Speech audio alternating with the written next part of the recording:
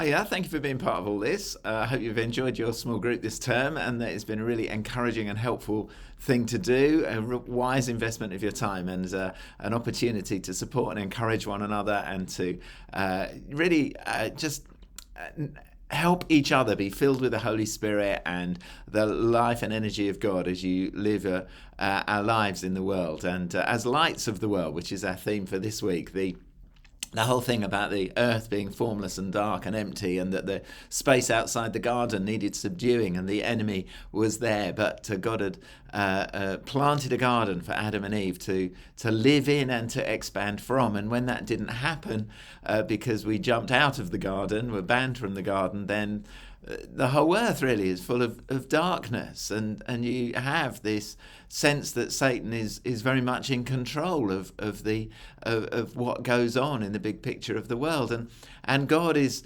constantly lighting candles, constantly calling on the light, wanting Abraham to be a light to the nation, the prophets to call the people back to the covenant, Moses, whose face shone with the light of the glory of God as he was his friend and encountered God in so many ways.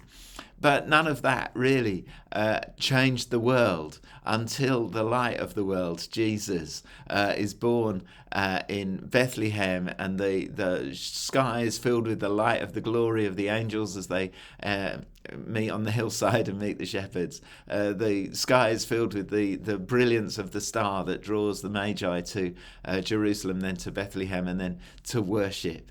And that light shines in the darkness, John says, and the darkness hasn't overcome it. And even though I believe Satan tried to put that out many times, the temptations in the wilderness, the temptation in the garden, the just crucifying Jesus, and yet because Jesus had done no wrong, death had no hold on him, and God raised him from the dead, and his light forever shines. And yet he said, you are the light. And that's worth really studying, really looking at tonight, where he talks about a city on a hill that can't be hidden. And a city is made up of lots of individual lights, of course.